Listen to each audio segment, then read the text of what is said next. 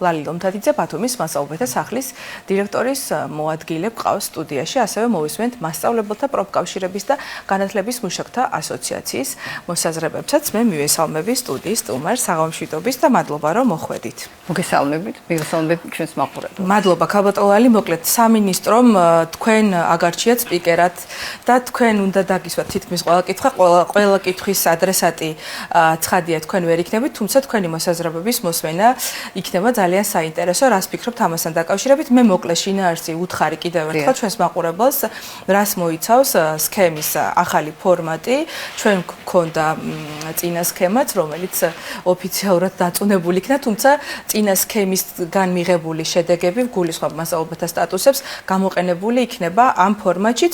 გითხარით ჯერ თქვენს როლზე, მასწავლებელთა სახლის როლი რა იქნება ამ გეგმის განხორციელებაში, თქვენ რა პასუხისმგებლობა გერგოთ ამ შემთხვევაში? დიდი მადლობა ამ შეკითხვას შევეცდები გიპასუხოთ. მართალი ბრძანდებით, ეს არის დეცენტრალიზაციაზე ორიენტირებული სქემა, სადაც ძალიან ბევრი უფლება გადაეცა სკოლას, სკოლის დონეზე იქნება შეფასება, ვისაც სურს გახდეს უფროსი მასწავლებელი წამყვანი და მუნიციპალურ, ანუ რაიონულ დონეზე, ვისაც სურს წამყვანს გახდეს მენტორი. ჩვენი როლი მასწავლებლებს ეს რაც ეხება პროფესიულ განვითარებას. დიახ, მასწავლებლების ხარდაჭერას მასწავლებელთა სახლი აპყრობს ამ მიმართულებით ზუსტად თუ აირჩევს ის რომელ მიმართულებას არის დაგეგმილი სპეციალური კურსი წამყვანი მასწავლებლისათვის და სპეციალური კურსი მენტორი მასწავლებლისათვის. ამის შემდგომ, როდესაც ისინი გააკეთებენ თავიანთ არჩევანს, ჩვენ მათ ხარდაჭერას აუჩეთ აუცილებლად. კი ბატონო, მაშინ მითხარით როგორ იქნება, რადგან საუბრობთ სტატუსების ამაღლების ამბავზე და ჯერჯერობით კარიერულ განვითარებაზე არ საუბრობთ, გითხარით როგორ იქნება ამ სტატუსების დაცვა, როგორ მოხდება? მანამდე მასწავლებლები სხვა ფორმატით აკეთებდნენ, ამას ვიცით, იყო რამდენიმე ეტაპიანი ქულების დაგროვება, გამოცდა, პროფესიული უნარების დადასტურება და ასე შემდეგ. ამ შემთხვევაში სტატუსების ამაღლება რაზე იქნება დამოკიდებული? ვინ იქნება პასუხისმგებელი სტატუსს მიენიჭებს მათ? მე არ გამოვყოფდი ცალკე პროფესიულ განვითარებას და კარიერულ წინსვლას, იმიტომ რომ ის ერთმანეთშია დაკავშირებული. მე არ გამოვყოფდი, ესე წერია ცალკე, იმიტომ რომ რა სავალდებულო არ არის კარიერა. მე გამოვყავი, გავმიჯდე იმ ნაწილში, რომ პროფესიული განვითარება სავალდებულოა, მაგრამ კარიერული განვითარება სავალდებულო კომპონენტად არ ითვლება, ამიტომ გავმიჯდე ეს ორი ამბავი. თუმცა კარიერულ წინსვლას თუ კი გადაწყვეტს მასწავლებელი, მის პროფესიულ განვითარებაზეც იქნება ორიენტირებული, რასაკვირველია.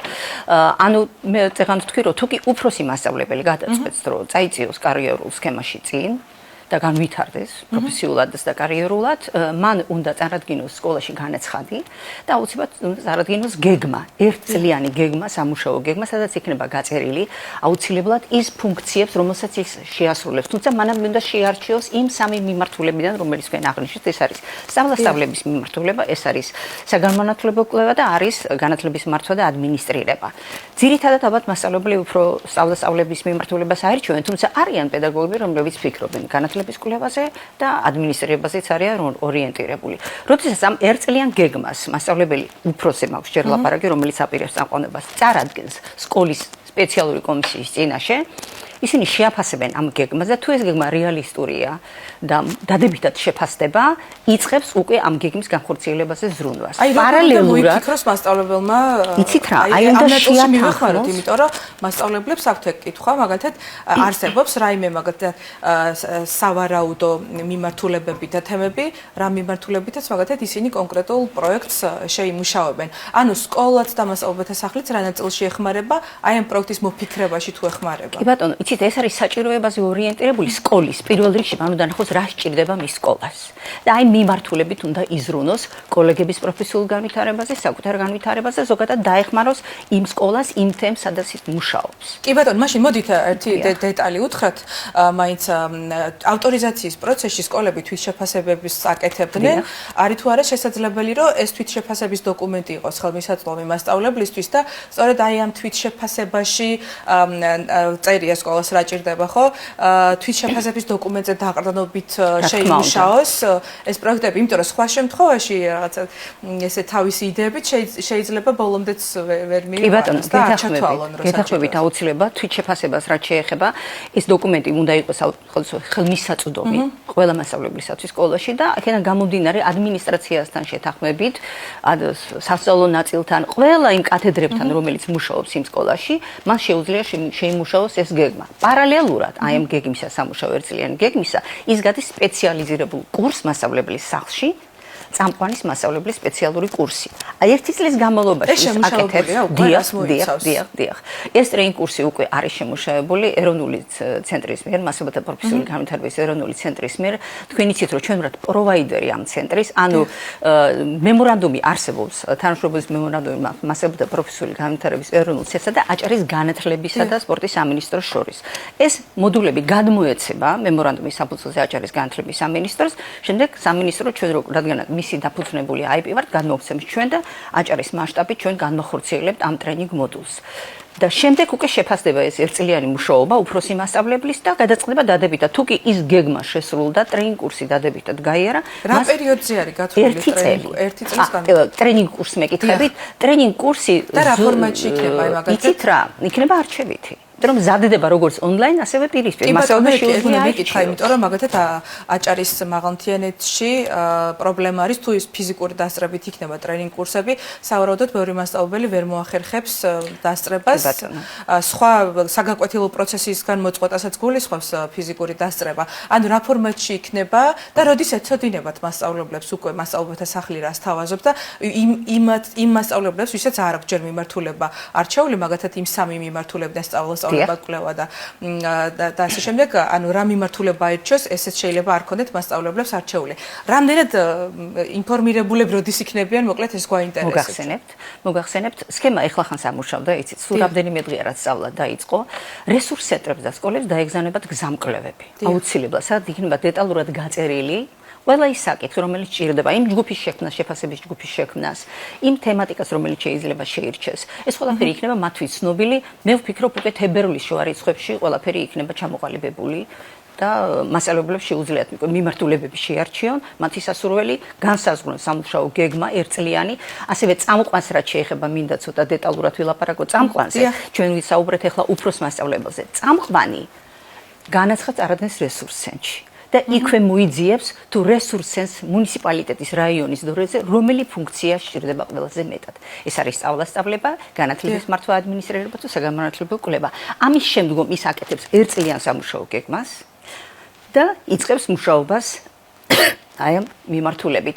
და აუცილებლად კიდევ წარადგინოს მასწავლებელმა განაცხადი მასწავლებელთა სახლში, რომ გაიაროს სპეციალური ტრეინინგი. კი ბატონო, ქალბატონი, აქ არის ერთი კითხვა. თუ არის მაგათაც წინასწარ განსაზღვრული, რაოდენობრივად რო ჩავშალოთ, აი რამდენ მასწავლებელს შეუძლია კონკრეტულ მიმართულებაზე განაცხადის გაკეთება, იმიტომ რომ თუ მაგალითად ბევრი მასწავლებელმა აირჩია სწავლა-სწავლების მიმართულება და ძალიან ცოტა მკვლევის მიმართულება, ხო? აი ამ ბალანსის დაჭერას როგორ აპირებს თქვენ რესურს ცენტრთანაც მოგიწევთ სავარაუდოდ მუშაობა ამასთან დაკავშირებით, ანუ რა ჭირდება სკოლას, რამდენი ჭირდება, რამდენი კვლევითი მიმართულება ჭირდება, ამას ჭირდება განხორციელება, ხო? ანუ თუ მაგალითად ერთი კონკრეტული მიმართულება ბევრი მასწავლებელმა აირჩია ამ პროექტის განხორციელების პროცესში იქნება ცოტა ქაოსი, აი ეს ნაწილი თუ არის მაგალითად განსაზღვრული და დალაგებული. და რეგულირებს რესურს ცენტრი და სკოლის ადმინისტრაცია. ეს არის დეცენტრალიზაცია, ჩვენ ამაში არ ვერევით. არ არის თავად გადაწყვეტს სკოლა და რესურს ცენტრი რამდენი სჭირდება კვლევის მიმართულებით, რამდენი განათლების მართვის მიმართულებით და რამდენი სწავლა-სწავლების მიმართულებით. კი ბატონო, მენტორ მასწავლებლებს გითხარით, მენტორ მასწავლებლებს დიდი ფუნქციები დააკისრეს მეთოდისტების, მათი მომზადების პროცესიც იქნება მნიშვნელოვანი, ჯერჯერობით არ ვიცით, მათაც რა ფორმატში მოუწევთ მუშაობა, ერთი სკოლის ნაცვლად რამდენიმე სკოლას გაუწევენ მეთოდისტის მხარდაჭერას, ესე ვთქვათ, მენტორი მასწავლებლები და ანუ მათ უფლებამოვალეობებში რა შევა და თქვენ რა ნაწილში ხართ ჩართული, ამაზეც რო გითხრათ. იცით, რაც მე მაქვს ინფორმაცია, მენტორ მასწავლებელს, რომელსაც სურს განვითარდეს, მინიმუმ 2 ჯერ უნდა ქონდეს დადებითად შეფასებული რესურს ცენტრის მიერ მისი საქმიანობა. ამის შემდეგ ეროვნულ დონეზე ცხადდება კონკურსი კონკრეტულ მიმართულებაში და მას შეაქვს განაცხადი. იღებს მონაწილეობას ამ კონკურსში. ექსპერტების დონეზე უნდა მუშაობდნენ მასწავლებლები და თუ კი დასჭირდებათ რომელიმე მიმართულებაში, რომელიმე რეგიონში, ეს იქნება აჭარა, გურია, იმერეთი, სამეგრელო, აი მის მიხედვით მოხდება მათი გადანაწილება. ერთი კითხვა მინდა რომ მოვესწრო აუცილებლად, იმიტომ რომ მასწავლებლებს ამასთან დაკავშირებით ჰქონდათ პრობლემა, ეს იყო შეფასება ერთწლიანი მუშაობის შემდგომ, ვიცით რომ კომისია შეაფასეს მათ შრომას, ეს პროექტი რამდენად წარმატებულია, რაც მიბმული არის, ანუ ეს შედეგი მიბმული არის მათ ხელფასზე, სტატუსზე და ასე შემდეგ, ხო?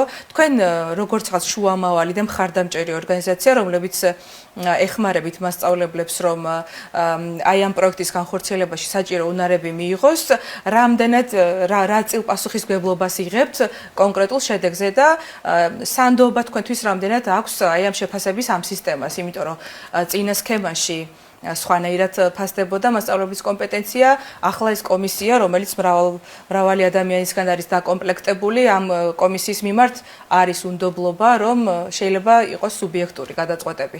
თქვენ რას ფიქრობთ ამასთან დაკავშირებით და თქვენი წილი პასუხისმგებლობა რამდენად იქნება? გიპასუხებთ.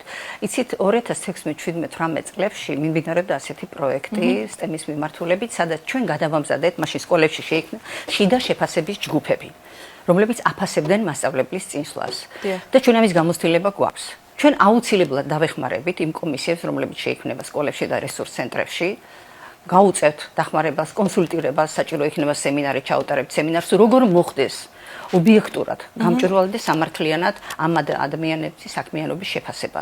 და მე დიდი იმედი მაქვს, რა თქმა უნდა, მათ კეთილ სინდისიერებაზე იქნება შემდგომ თავიანთი საქმიანობის შედეგები, მაგრამ ჩვენ ყველანაირად დავეხმარებით, რომ არ გაუჭირდეთ ამ საქმიანობის შესრულებას. თქვენი პრესტიჟის ამბავიც არის, მოკლედ მასწავლებელი დადებს თუ არა საბოლოო შედეგს წარმატებით, ხო? და ამიტომ თქვენ დაიწყოთ ეს პრესტიჟი. რათავად დაუჭიროთ ხარი. კი ბატონო, თქვენ მასწავლებლებს ალბათ უნდა ეგულებოდეთ ერთ-ერთ მხარდამჭერ რგოლად ამ ნაწილში, როცა შეფასებაზე მიდგება საქმე. მადლობა ქალბატონ ლალი, რომ იყავით ჩვენი გადაცემის სტუმარი. შემდგომ უკვე პროცესი როცა დაიწყება, სიამოვნებით შემოვიხედავთ შიდა სამზარეულოში რა სწავლობენ და რა პირობებში ახერხებენ მასწავლებლები აი ამ კარიერულ თუ პროფესიულ წინსვლას და ზრდას. მადლობა, მაყურებელს შევახსენებ. ლალი ლომთათიძე ბათუმის მასწავლებლის სახლის დირექტორის მოადგილე იყო ჩვენი გადაცემის სტუმარი.